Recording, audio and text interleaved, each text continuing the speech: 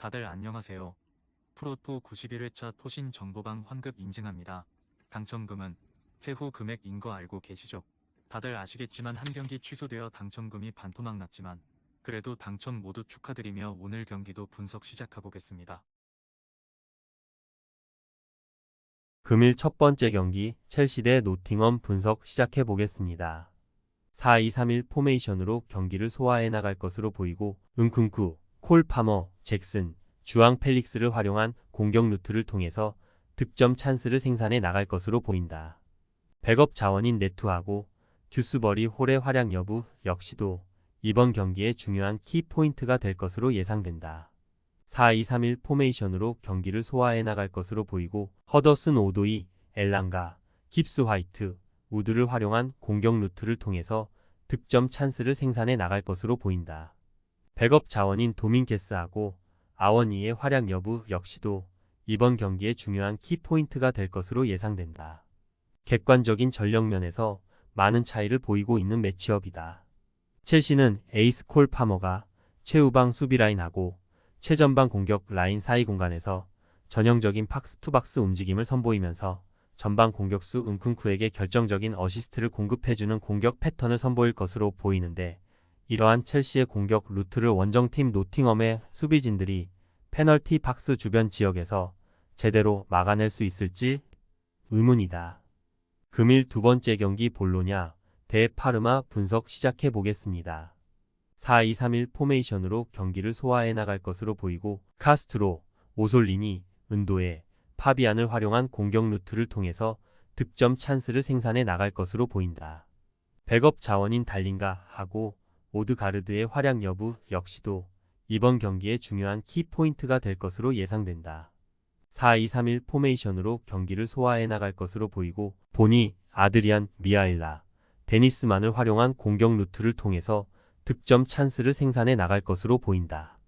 백업 자원인 카마라하고 하이노트의 활약 여부 역시도 이번 경기의 중요한 키포인트가 될 것으로 예상된다. 원정팀 파르마의 포백 수비 조직을 자세히 분석해본 결과 페널티 박스 안쪽 공간을 지키고 있는 센터백 선수들의 순간 스피드가 볼로냐 공격진들하고 비교적 빠르지 못하다는 것을 확인할 수 있었다. 즉, 상대의 발빠른 공격수들에게 순간적으로 돌파를 허용하게 될 가능성이 높은 타입의 수비수들이라 판단된다. 금일 세 번째 경기 라치오 대 엠폴리 분석 시작해 보겠습니다. 4-3-3 포메이션으로 경기를 소화해 나갈 것으로 보이고 카스텔리아노스, 노슬린, 자카니, 귀행두지를 활용한 공격 루트를 통해서 득점 찬스를 생산해 나갈 것으로 보인다. 백업 자원인 이삭센하고 바르셀로나 출신 87년생 아저씨 페드로의 활약 여부 역시도 이번 경기의 중요한 키포인트가 될 것으로 예상된다.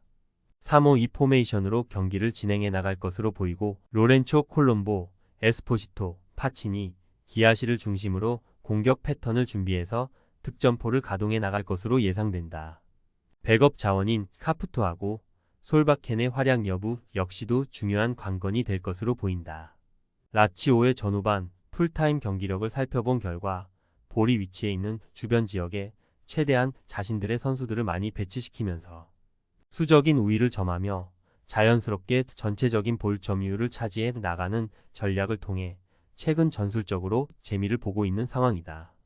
금일 네 번째 경기 리옹 대 낭트 분석 시작해 보겠습니다. 4-3-3 포메이션으로 경기를 소화해 나갈 것으로 보이고 벨라마, 미카우타제, 누아마, 카코레를 활용한 공격 루트를 통해서 득점 찬스를 생산해 나갈 것으로 보인다. 백업 자원인 디아와라 하고 발대의 활약 여부 역시도 이번 경기의 중요한 키포인트가 될 것으로 예상된다. 4-4-2 포메이션으로 경기를 진행해 나갈 것으로 보이고 카데웨어, 시몬, 에블린, 더글라스를 중심으로 공격 패턴을 준비해서 득점포를 가동해 나갈 것으로 예상된다. 백업 자원인 모하메드하고 르페낭의 활약 여부 역시도 중요한 관건이 될 것으로 보인다. 리옹의 전술과 수비 조직을 자세히 분석해본 결과 리옹의 치명적인 약점을 발견했는데 리옹은 경기 도중에 최종 수비 진영과 미드필더 3선 사이 공간이 순간적으로 태평양보다 더 넓게 벌어지는 불안 요소가 존재한다. 수비와 미드필더 사이 공간에 균열이 발생되면 벌어져 있는 그 사이 공간에서 상대 공격진들이 슈팅 결정적인 어시스트를 제공할 수 있는 찬스가 자주 발생된다.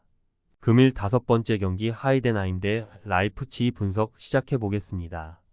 4-2-3-1 포메이션으로 경기를 진행해 나갈 것으로 보이고 브로이니크, 바너, 베크, 4인자를 중심으로 공격 패턴을 준비해서 득점포를 가동해 나갈 것으로 예상된다.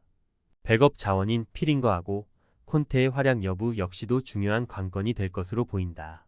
4-4-2 포메이션으로 경기를 소화해 나갈 것으로 보이고 세슈코, 시몬스, 오펜다, 하이드파라를 활용한 공격 루트를 통해서 득점 찬스를 생산해 나갈 것으로 보인다.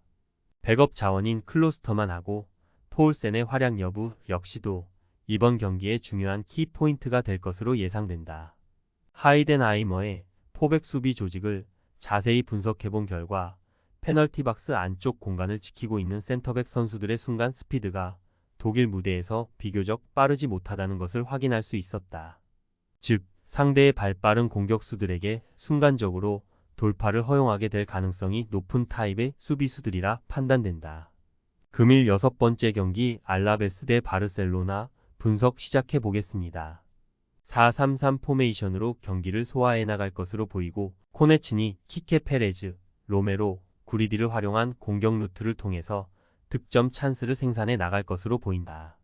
백업 자원인 리우아하고 라모스의 활약 여부 역시도 이번 경기의 중요한 키포인트가 될 것으로 예상된다. 4-3-3 포메이션으로 경기를 소화해 나갈 것으로 보이고 레반도프스키, 라민 야말, 하피냐, 올모를 활용한 공격 루트를 통해서 득점 찬스를 생산해 나갈 것으로 보인다. 백업 자원인 페드리하고 빅토르 델가도의 활약 여부 역시도 이번 경기의 중요한 키포인트가 될 것으로 예상된다. 객관적인 전력 면에서 많은 전력적 차이를 드러낼 수밖에 없는 매치업이라 판단된다. 홈앤드 어웨이 데이터적인 측면에서도 우승후보 팀 바르셀로나의 승률이 더 높게 형성되어 있고 실제 경기력적인 부분 역시도 알라베스는 부진한 경기력을 최근까지 보여주고 있다. 토신 최종 조합은 영상 아래 고정 댓글로 말 걸어주시면 토신 정보방에서 무료로 공유해드립니다. 제발 손해보면서 토토하지 말고 다같이 웃으면서 즐겁게 베팅합시다. 함께 하실 분들은 부담 갖지 마시고 편하게 말 걸어주세요.